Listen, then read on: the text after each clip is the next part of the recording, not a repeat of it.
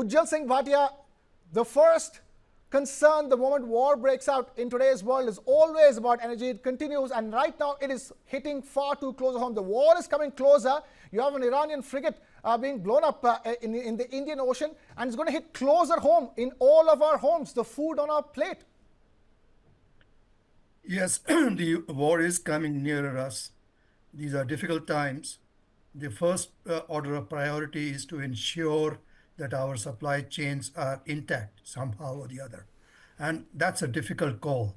But I'm sure with the kind of reserve that we have for oil, as well as the alternatives that we have, including the Russia route, uh, the government can ensure availability, though obviously everybody will have to share the increased costs. And for LNG, of course, it's a little more difficult because we are depending so much on Qatar LNG, but alternative supply lines are possible. So overall, I would say difficult times, but something that can be managed. But what we don't know as of now is the how long this war will continue. Yeah. And depending on that, we will need to make our alternative plans. But beyond the issue of groceries as such, there is an issue of fertilizer.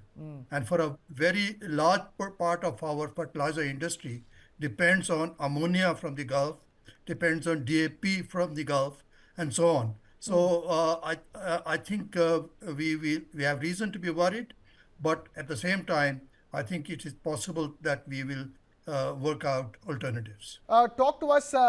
What happens if this war extends beyond 2 weeks? Then what happens? Well, as my friends have said, I think the last thing we should do is to panic. India has faced such situations. Oil is still within 2 digits and not 3 digits. And the situation as of now is fully manageable, and the government has the ability and resources to do so. Now, you asked me what happens if the war continues beyond, let us say, 3-4 weeks. I think alternative supply lines for our energy needs are available. The cost is another matter. We may have to pay up a bit more, but both for oil and gas, it should be possible to develop alternative supply lines. The Russia supply line is still active, and I think it can be re-energized. And beyond that, before you go any further, I really want to ask that. So if again we're going to be pushed towards Russia, we already negotiated a trade deal with the US on the promise that we won't be buying energy supplies from Russia.